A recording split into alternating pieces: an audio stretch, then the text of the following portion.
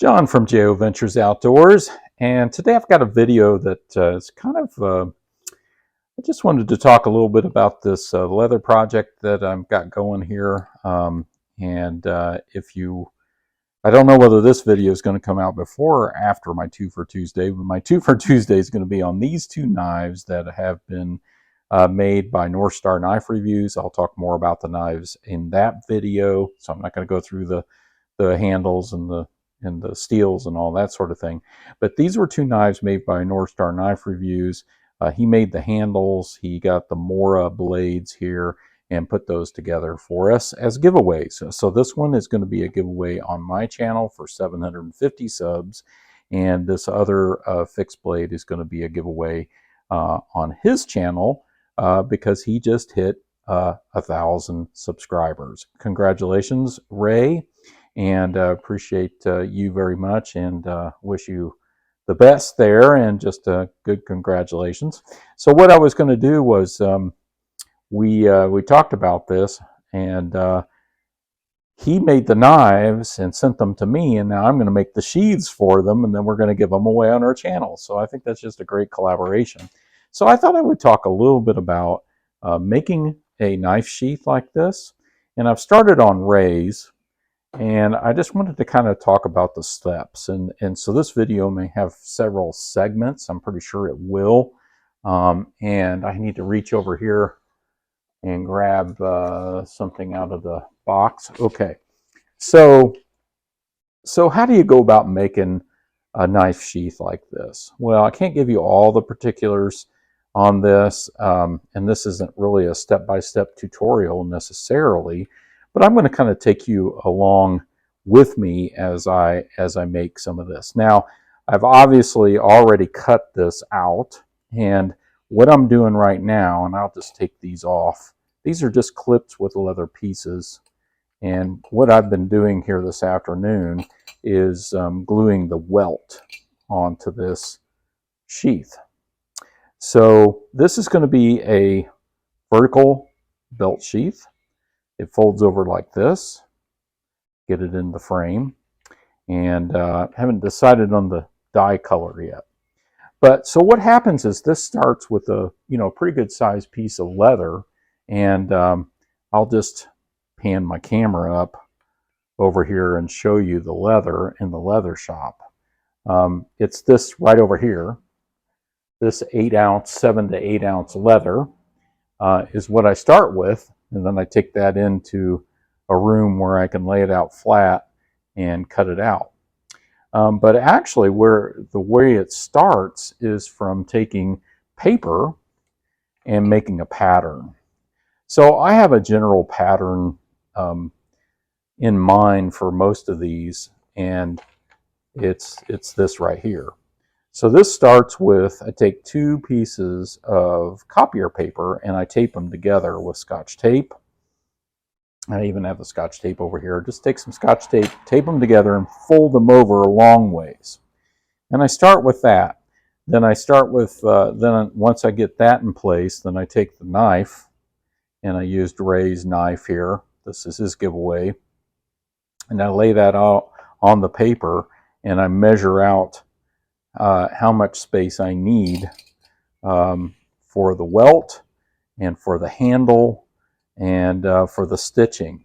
So on this one, I knew I wanted about 3/4 of an inch of welt in this upper part, and I wanted about a 1/2 inch down here, and I'm going to have about a 1/4 inch stitch line, and that's this stitch line right here. And I'll talk about how I made that here in just a second.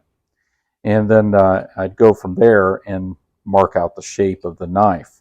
Now I also have to keep in account the belt sheath, because this is a vertical belt sheath, and so I have to have the belt loop, I should say, and so that's part of this as well. And it needs to be really all one piece, so you can just bend this around. There are different styles. Bend this around and attach the belt loop on the other side. So I keep that all in mind, and then you end up with a pattern. Now I had to remake this pattern because his handles are a lot larger on these knives, and my first pattern didn't allow for enough space for the leather to fold around this handle. So I had to make this section just a little bit larger. And I've made a few of these, so I have kind of an idea of what the size needs to be, and that just comes from experience in making these. But oftentimes you have to remake the pattern, or you might even have to recut the leather because you'll mess up. And you didn't. If you're doing leather work, you should just not even worry about messing up, because you're going to do it. And so that's really the first step here, is making the pattern and then tracing that out on the larger piece of leather. And then once what you have is really, you start out with this. Now this is for mine. I gave Ray a little bit better piece of leather. I think this will all kind of blend in once I get it dyed and everything, so I'm not too worried about it. I'm not too worried about the leather being absolutely perfect and without blemishes, because dye covers a lot of those things. So once I get this part of it, this piece right here, before I glue the welt on and do the stamping, the next thing I do is I try to trim up the edges, and I also use a sanding board like this one to just kind of go along the edges and make sure they match up perfectly. Now I'll still need to do some sanding after I glue this to make sure it matches up nicely, because that welt's going to give, you know, a little bit of a, I'm going to have to get that real nice and smooth there. And it looks like it's going to match up pretty decently. I got a little bit of sanding here to do to make sure that's nice and even. You can see right in there that's not quite even yet. So, but once I sand on that and you know, do that work, then it'll be a lot better. And you want to do all that sanding as much as possible before you dye it and that kind of thing. So once I do all that, so I've cut it, I've shaped it, I've trimmed it. The next thing I like to do is stamp it. And before I stamp it, I have to know, since I'm doing a border stamping like this, the next thing I need to do is mark my stitching line along the edges here. And the tool I use for that is this one right here. So, so then you just take this along the edge like this and mark that line. And that's your stitch line all along here. Really hard for me to look through the camera here, so hopefully I'm getting a good spot for you, a good shot for you. But you can see the stitching line there. It just marks where your stitches go. So once I have that, I know kind of where my stamping is going to go. And so the next thing I do is wet this. I usually use like a spray bottle with some water in it, and then wet this, and use my mallet and my stamper, my stamp. I'll have to see if I can find it here. I didn't get it out beforehand. Here it is. Here's my stamping tool with the design. You can buy all different designs, and then I make the stamping. So once all that is done, and that's where we're at here, then I cut a welt. Now the welt is a piece of leather that is glued and sewed between these two pieces to keep the knife blade from cutting the stitches. It's very important, if you have a fixed blade like this, to have a welt. Now down here I'm not too concerned about where the welt is. I mean, I just want to make sure I can fold this over and stitch it down there, and that will hold that in. And it looks like it's going to fit just perfectly. But you can see that's going to be stitched right through 3 layers of 7 to 9 inch leather. And so most likely I'm going to have to use a stitching iron to mark my holes, and I'll show you that when I get to that part of it. And then I'll have to use a cordless drill to drill those holes. But before I do all that, the next step in my process is to dye this. I've got the welt glued in here. I've got this fairly even along the edges. I might do a little more work there before I dye it. to even up those edges. And then I'll dye this, and I'll use a leather dye to do that with, and a dauber, usually a cotton dauber. I think I'm most likely going to use tan because I think that will match his handle pretty well. And then I'll use a wool dauber. And so you can see I've got wool daubers that I reuse in all different colors. And I'll use that to dye this piece of leather and allow that to dry overnight. And once it's dry, then I'll glue these edges together. And once I get to those processes, I'll bring you in on that part of it as well. Okay, so now I'm back, and we're gonna dye this. Now, what I did before the last segment is I did come in here and sand this a little bit. I'll have to do a little more to even that up once I've glued this after I've dyed it. But the next step is really to dye it. So one thing I do lots of times is I'll mark where the belt loop goes, where it's going to be stitched onto the back of this sheath before I dye it, because I really want to try to avoid putting dye on this area and on this area right here because it will glue better. Also, I will not dye the top part of this welt. I'll probably dye this other area because enough of that's going to be seen that I'll probably dye that, but it just, the glue sticks better if you don't do that. So what I'm using is Fiebing's leather dye. This is just a normal leather dye. It's alcohol based. There are dyes that are water based, and I do have a dye that is water based, and if I can find that, here it is over here. Sorry, I'm reaching over.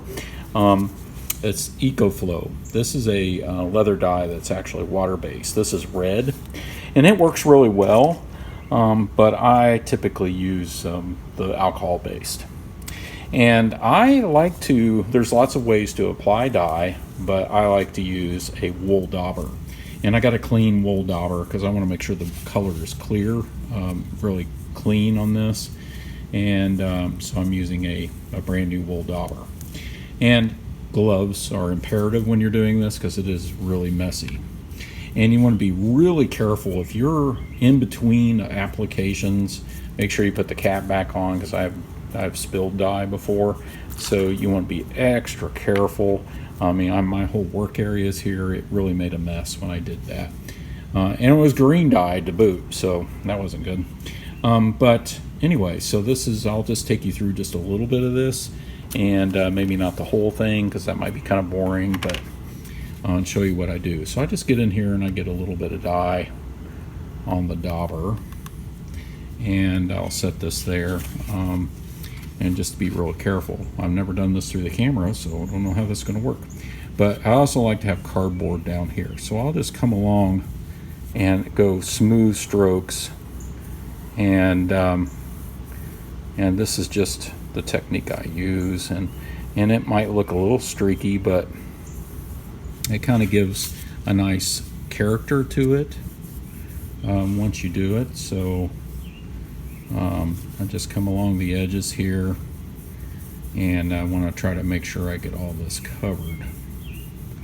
So, and you know, some are real finicky about, you know, to put a lot of dye on at once and all this sort of thing. I don't worry about it. I just get it nice and coated, front and back. I always do the back, the inside or the flesh side of the leather too. I just think it looks better. And I need to get over here and get some more dye, get on a different angle. Maybe you can still see it. But I want this to have a nice rich color, and I just kind of go back and forth, making sure I have enough dye on the dauber to do some good. So, and I may have to come back to the side of it, but I like that pretty well. I like to get the edges, and then I'll do the belt loop, here as well. Remember, I'm not really going to do the back side of the belt loop. And I'm not going to worry about so much of the edges. I might get some of these now. I can do those later. Once I finish it up, I'm most likely going to have to sand, but I will try to get these top edges here. Once I do that, I'll do the back side. I won't do the back side of the welt. I won't do the welt area. I'll just go up to there because I'm going to glue that. It doesn't really matter. And I'll do the belt loop real good. I need some more dye here. I probably used too much dye, but everything turns out okay, so I don't hear anybody complaining really, so that's good. So and just get in there.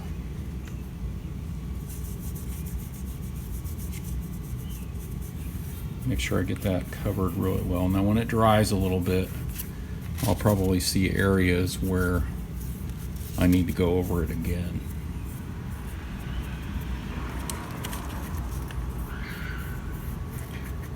And once again, just can't emphasize enough, be real careful knowing where your bottle of dye is and that sort of thing. So, I mean, I've got a pretty nice looking dye job on this, but try to keep that on the cardboard. Don't want to get that everywhere.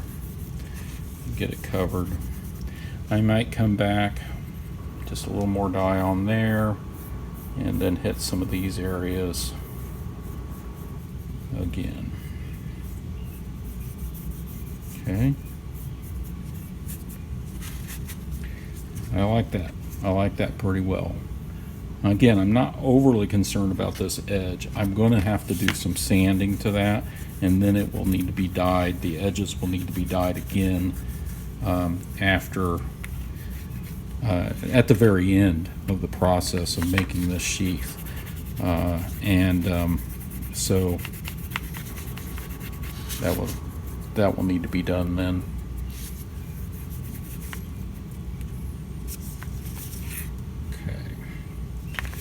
I'm pretty happy with that. Now I dyed the back of that accidentally. That side I didn't mean to, and I dyed this part, which I didn't mean to, because I really wanted that to be glued. But it'll be fine. It'll still glue there.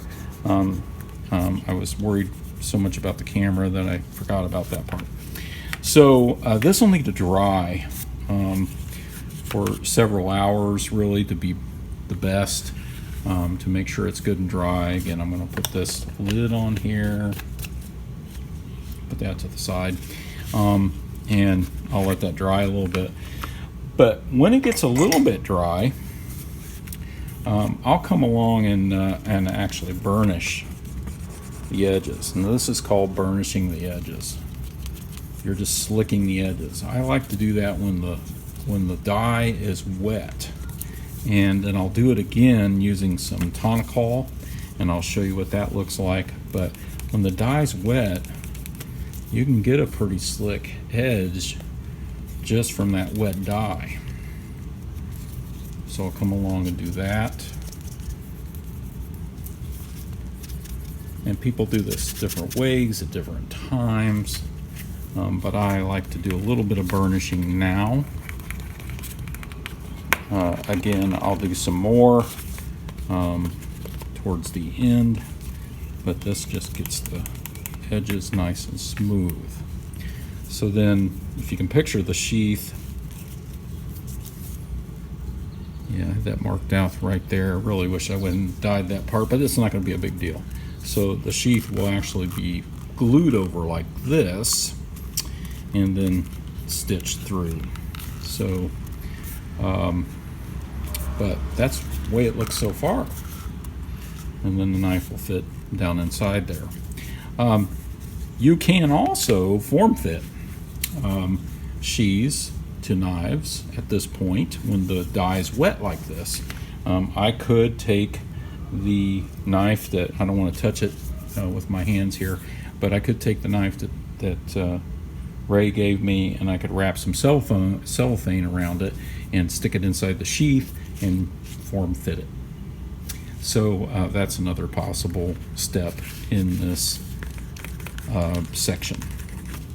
So that's that part for now, and we'll bring you back when I do the next step.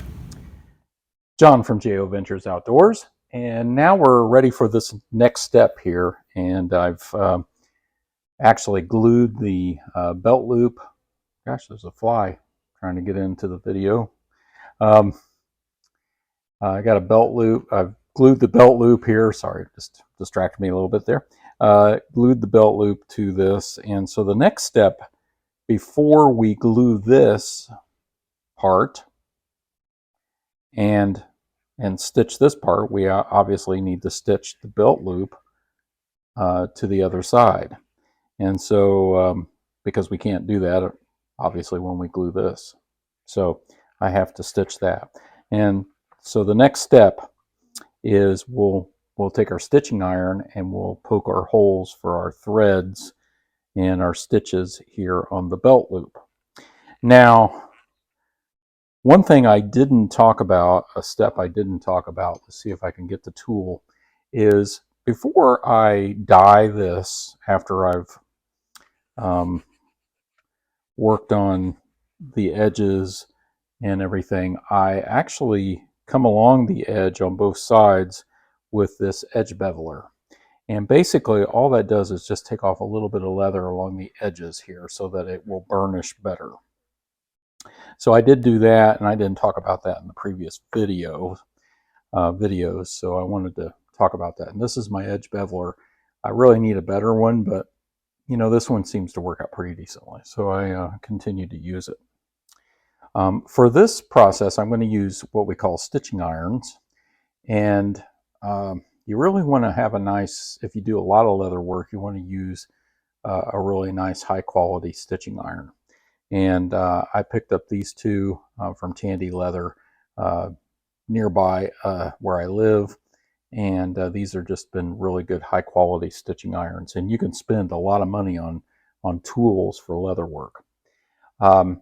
You can use a fork, you know, to basically what this does is it makes sure that your holes are straight and that you've got good holes. This, along with our edge groover, help with that. Now, for this part, I'm going to come in here. I'm going to poke some holes in this, and I want this to be about an inch from the bottom. So I want to put my holes from the inch from the bottom. I'm going to do some at the top here and along the edges and down here along the curve. And then I'm going to sew this. I'm going to stitch it.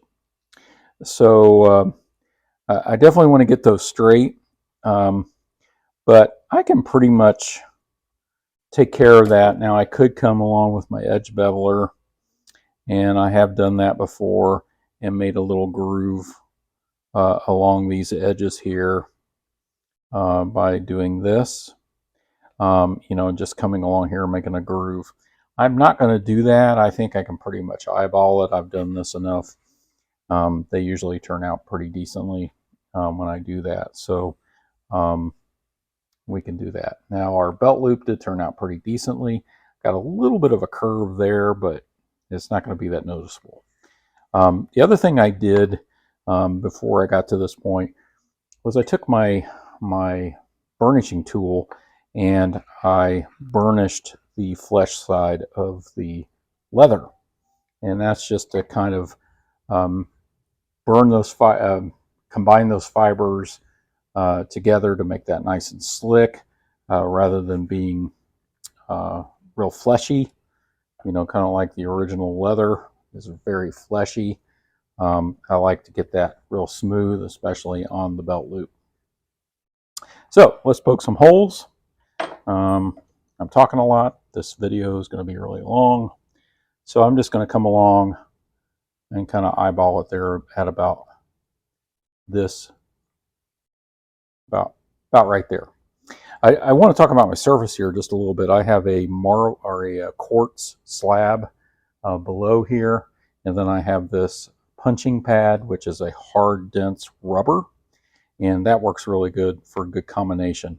I stamped just directly on the quartz, and then I punch on this punching pad on top of the quartz slab. So I'm going to move over here where I can get a good angle.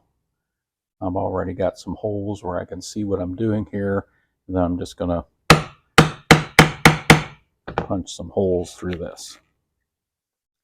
And I didn't really go through. So it's a lot of leather to go through. I might have to give it a little bit of, oh yeah, we're through now to the other side. And then I'll go along the top. Try to keep this as straight as possible.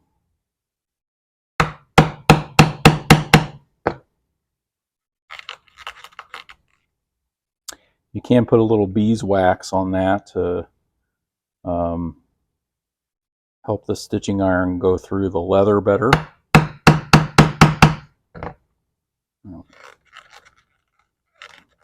I like to hold that down so that it doesn't pop off, and then it did pop off there. May have to re-glue that a little bit. That's okay. It's not a huge deal. We'll take our 2-prong, and then we'll hit these other edges. I'm going to stop the video here. I'm going to finish this up, and then I'll come back when I start to stitch this. Okay, so we're back here and ready to stitch. So I did put a little more glue on the other side of this belt loop, and you can see the belt loop there. I'll try to get this maybe a little more where you can see it.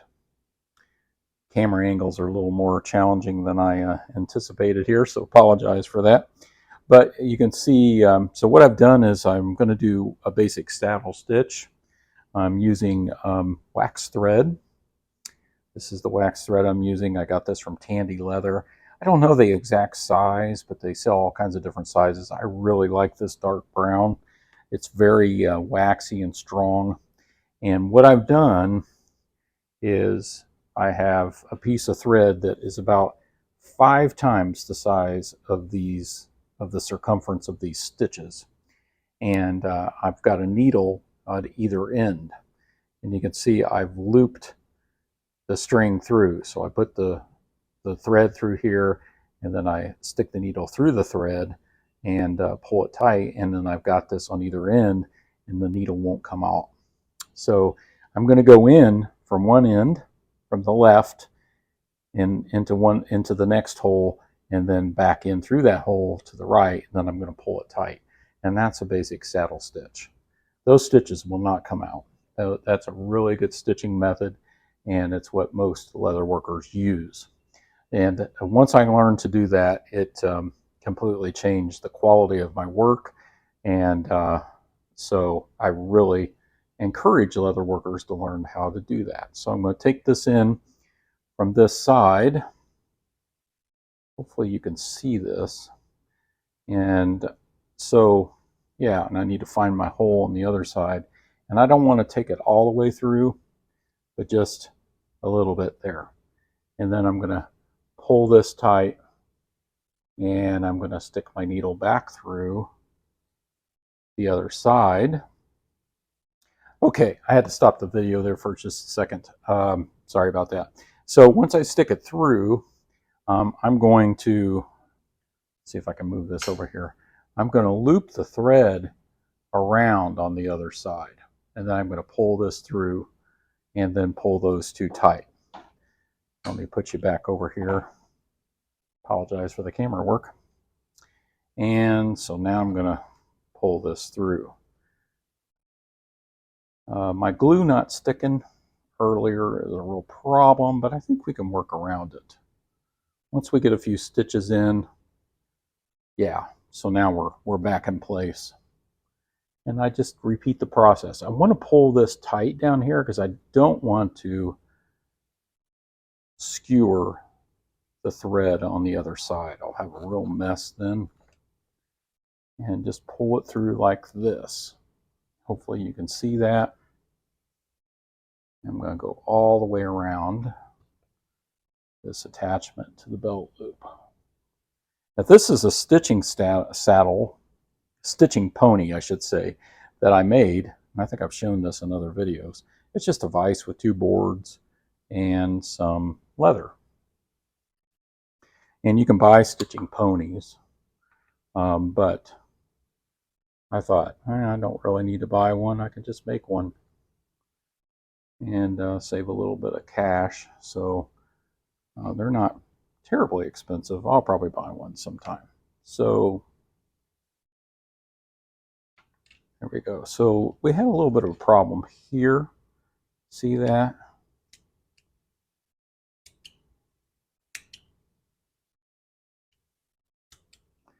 That is not ideal.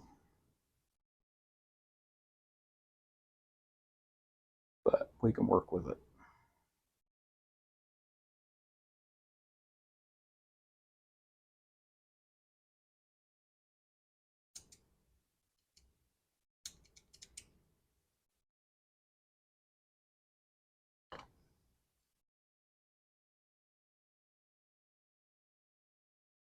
And I just keep going.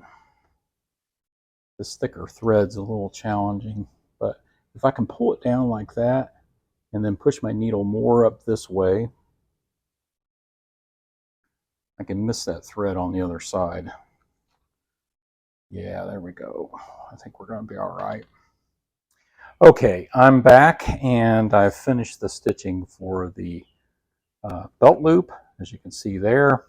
Not quite as straight over here. I would have rather had these kind of follow the curve of the leather more, but it's still very functional and actually doesn't look all that bad. It's not always going to turn out perfect, but I think this will be just fine for this project. And what I did to finish this up is I would just take my clippers here and clip the threads, the needles off on each side, and then take a lighter and burn, just melt back the thread, the ends of the thread in there. And that's after I do a back stitch. So when I end here, I would just come back and stitch back through 3 holes and going back and forth, doing a saddle stitch, a double saddle stitch right here. And you can see where I did my back stitching right there. It's a little thicker, and that holds it in place so that that's not going to come off of there. So the next step, and I'll bring you back for that here in just a little bit, is gluing this for preparing the stitches, preparing to stitch through this. So we're going to go through 4 layers of 8-ounce leather, and that's where we're going to require the drill bit and our stitching iron both. But first we have to get this bonded. We have to get this glued together, and we may have to do a little sanding to even that out. But it's coming along quite nicely. We'll bring you back. Okay, we're back for the next segment. And so what I've done so far is I have actually glued the sheath together, the 2 edges, the bottom edges here. And I use a couple different glues. I use Gorilla wood glue, and I've also been using this E6000. And you can find either of these like at Hobby Lobby or any hobby store. Actually, the wood glue you can find just about anywhere. So I glued these together, and I've got these clips on here because they started to kind of come apart. I used this glue, and it's not sticking quite as well as I would like. So I re-glued this section here with wood glue. It should be fine. I mean, once we get it stitched, it'll be perfectly strong, but we would like to have a nice bond as well as have it stitched. Now you can see what I'm doing here. I'm going to move the camera here just a little bit, but you can see I'm drilling the holes, and this is the back side along the stitch line. And over here, I started by doing using the stitching iron and punching the holes along the stitching line on that side as a guide. Then I will actually stick the drill into those stitching iron holes and get you situated back here. Very difficult to film this, by the way. My camera is coming down. So anyway, sorry about that. So anyway, it's very difficult to film it. So anyway, I'm sorry. But I use those as a guide. So I'm right here. I'll drill a couple of these. These are very tricky. I use a 1/16 inch drill bit to do this. A 1/16 inch drill bit. It's pretty tiny. Picked it up at Ace. I got a couple of them. So I've got it in my cordless drill. And what I want to do, if I'm going to try not to hit the camera here. So I have to go very slow and look for where it's going to come through on the other side to make sure it's going to be straight. I can see it starting to pop through.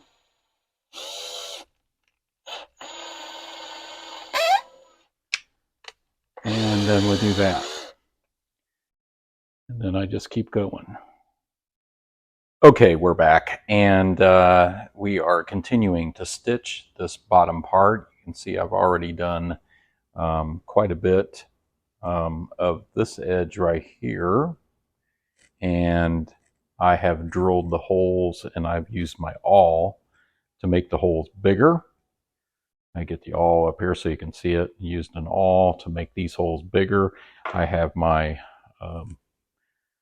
2 needles and thread lined up here and ready to continue to stitch this bottom part.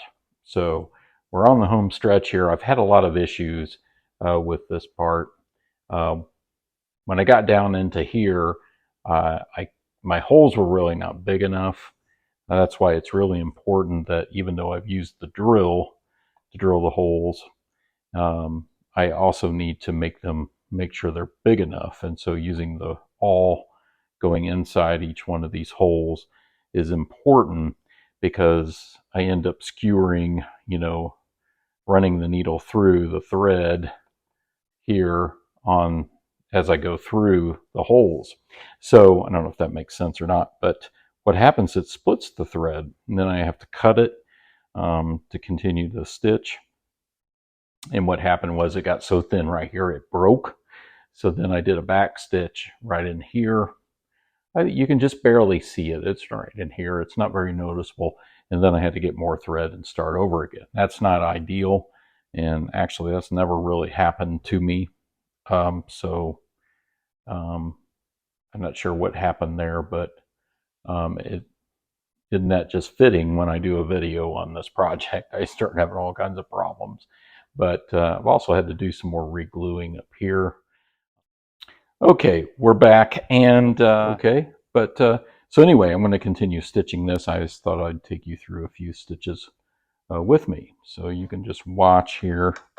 And I take one through, and then I want to pull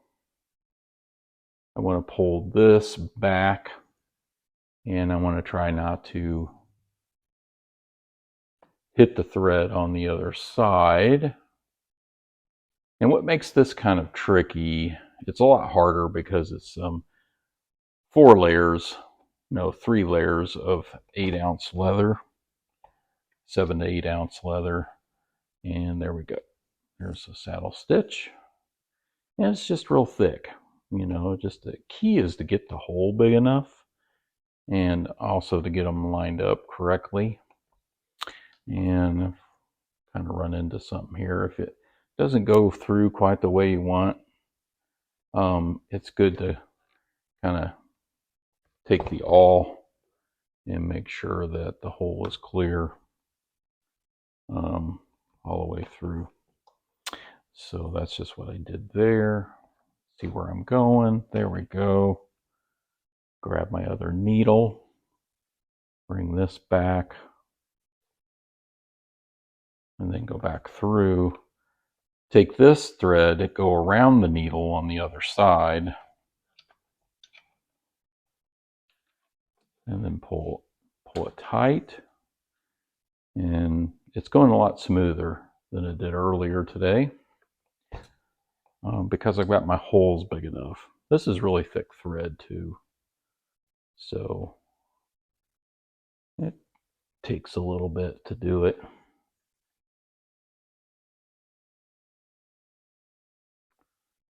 Yeah, so on this one I just want to make sure that I've got that through. I haven't got the thread. If you need a little help, you can use pliers.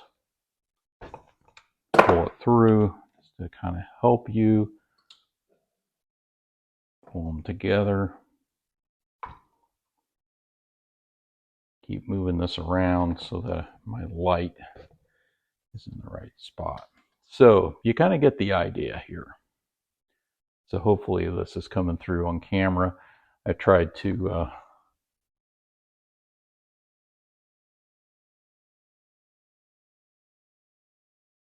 yeah, see my hole is, yeah.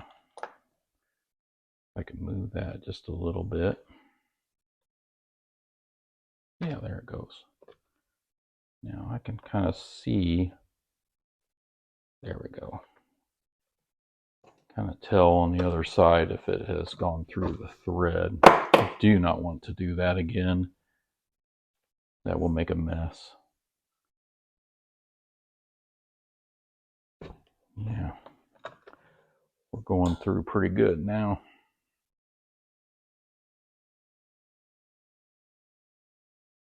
Coming back through the other side.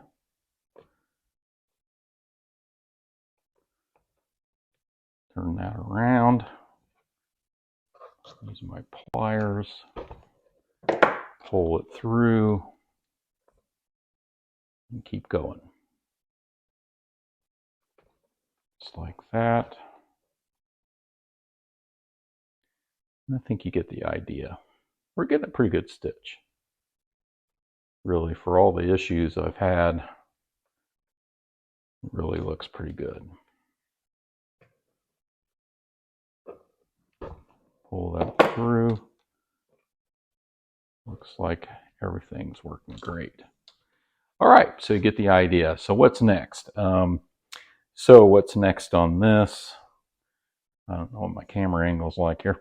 What's next on this is that once I'm done with this, we will dye this edge and burnish it. Burnish all the edges.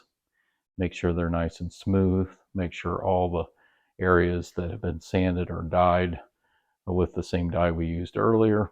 Then we'll do a finish coat and buff it, and then it'll be ready. So I'll bring you back with some of that. Okay, we're back, and we're ready for the kind of the finishing touches here. We, as you can see, we have the stitches all done, and all down the sides. I have the knife actually inside the sheath, and it fits